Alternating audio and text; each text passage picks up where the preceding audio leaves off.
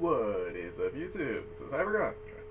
Got back again for another video, and welcome to this week's segment of Throwdown Thursday. Now, for this week I decided to look at one of the newer decks that's coming out in the next set, the Dark Illusion. Now, there are several cool new archetypes coming out, including the new Dark Magician archetype. However, that one didn't really strike the right chord with me. Instead, what I'm going to be looking at is one of the more less talked about archetypes coming out of there, the Tramids. Now, the Tramid is a series of rock-type monsters we haven't gotten for a while. I believe the last rock archetype we got was the Gorgons, that focus around the idea of field spells and can swap out their field spells depending on their needs. Some focus on gaining life points and hand advantage, others on building their offense, and others on their defenses. And then some even gain their effects while the field spells are out and can trigger their effects through interactions with them. It's a pretty interesting idea, and one that I've been kind of wanting to try out. Unfortunately, the chicken game being banned, that does kind of eliminate a big potential that the deck may have had, but either way, the Tramids are an interesting archetype that I do see a lot of potential in. Now, what I decided to do with mine is to combine them with the Kawakimeru rock monsters, just for a little bit of diversity and coverage. So, how did they fare? Let's find out. So, starting this one off, we have my duel against a Blue Eyes user. Wrong side. Now, this guy had kind of a weird little thing going on. If I can just pause this real quick and show you. You know he has a 60-card deck? Just look at some of the stuff he has in here. Magician of Faith, Goblin Housekeeping, Ray of Hope, Luminize. I mean, just so much, like, weird stuff in here. Probably would have been a lot better off if he had just cut it down to the standard 40 and just gone with that, but I digress. This is more focusing on how the Tramids work, so I'm just going to focus on that. He does his thing. For my build, I decided to kind of mix him in with the Kawakimeru rock monsters, just because I kind of get the first effect of each of the field spells with them, since the first effect only ever makes a difference towards rock monsters, and the second effect is what affects the Tramid monsters. So with this one, I gain 500 life points, and then I get to draw a card and then discard one. I already had one of the other summon ones, so I just went with that. I don't know why he had Photon Current. This guy just had like a bunch of really weird stuff in here.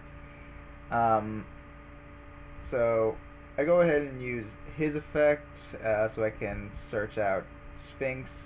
Planning on bringing him out next turn just so I can have him out, just use his effect to swap him out. I can only do that during my opponent's turn. Since I'm mostly concerned about a summon from a Blue Eyes, I just decided, let me just hold on to Overdose. He can stop a summon if I need to, and he's at 2,300 life points, so I should be fine. This guy manages to get a Melody, which normally would be a problem, because he does the right thing, goes for a regular Blue Eyes and an alternative, summons that, except I have Overdose, so I do that, kills it, and he just rages right there. I kind of figured he would, since I knew he only had the Blue Eyes in his hand and some other thing. Turns out it was Beacon of White, but still, that's one of the few times I'm okay with raging. Next up, we have me facing off against a Cosmo player, which was an alright duel. I can't really complain too much. That was pretty good. So starting style, I just toss out Overdose. I'm just trying to hide what I'm actually using right now because I'm not fully set up for it just yet. So this is when I realized what I was truly up against. Farm Girl wasn't too big of a threat. He obviously didn't have an Honest or anything. It didn't do anything. So I just figured, alright, well, I should be able to work around that. I bring out Sandman just because he has a lot of back row, so I'm kind of fearing that back row. They kind of gave me a reason to, so I did that. Unfortunately, he also had a Solemn Strike, so I was unprepared for all of that. And he essentially wiped out my entire field. But I'm okay with that. We both have a field spell, both one back row, and now 2 cards in our hands. So I'm feeling okay about it, and nothing comes of it. So, in my mind, I'm in a pretty decent spot. I go ahead and bring out Tramid Master, and just swing with that. I don't remember if I did what I think I did, or at least what I would have done.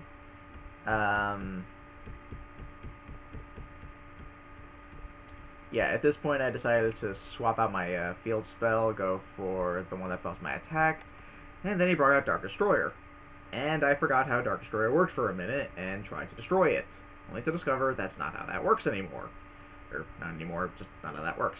I don't know why I forgot that Dark Destroyer can't be targeted by an opponent's card effect. It just slipped my mind completely, so I just kind of impulsively tried to get rid of it. Didn't really work. But he got rid of my thing. I brought out Tramid Dancer, was it? Yes, Dancer. Just for a little bit of extra defense. I don't know why he attacked me there. But yeah, wasn't really maintaining the best hand in the world. Fortunately, I was able to get off Dance's effect and buff my thing here.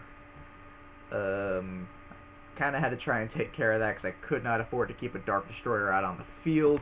I knew I was going to get something else, but I had to do something. So,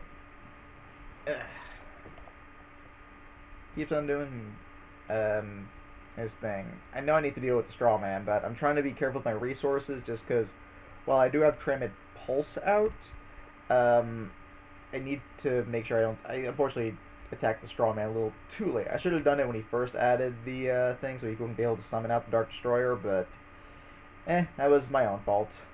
It is what it is.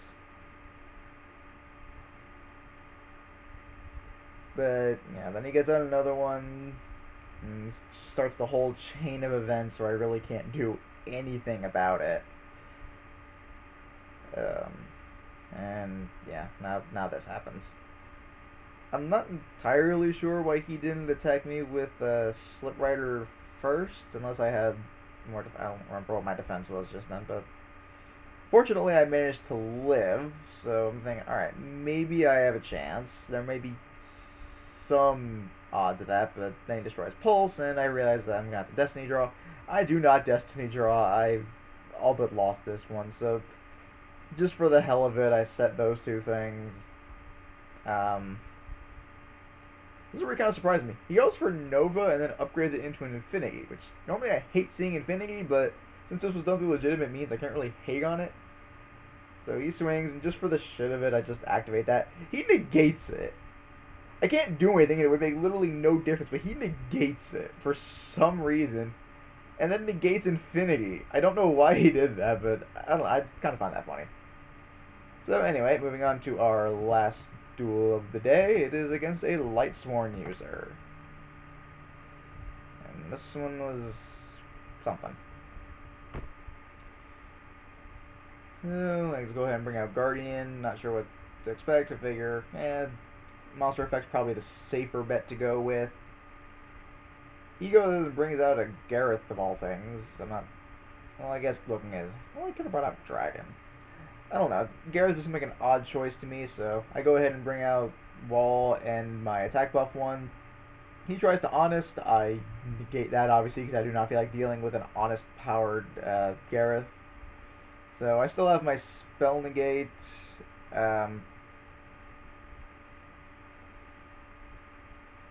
now he brings out Lumina, does all this jazz. Doesn't really... I thought you did more than that. Oh. So yeah, not too much comes out of that. I managed to get Tramid Master, which is always wonderful. This guy is extremely helpful. So I do my swing. He unfortunately had an electromagnetic turtle. I decided to go for Go Goliath, just so I can re-add him back and have a 29 beater on the field.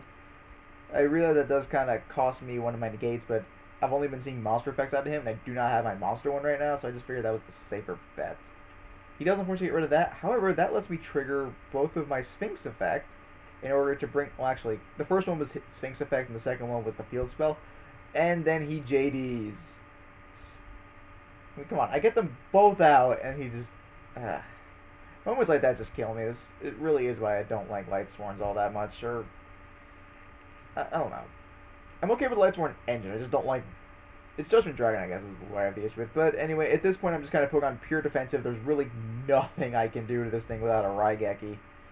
And of course, he gets his Lumina back, starts doing all this jazz. Of course, now I'm going to be dealing with a, what do you call it? Michael, since he has his tuner and non-tuner. And that's gonna pretty much be it. So, yeah, unfortunately Tramids didn't really work out all that well, but I do see a lot of potential in them. I feel like these guys could be a really powerful deck, I just wasn't able to unlock their secret. So, if you guys have any idea how to make the Tramids work, please let me know down in the comments below. I really like these cards, and I feel like there is some hidden potential in there, I just haven't managed to tap into it. So, again, just let me know if you guys have any ideas, let me know what you think. You can also like my page on Facebook and let me know your opinions there. Don't forget to also like this video and subscribe to my channel for further content. Until next time, peace.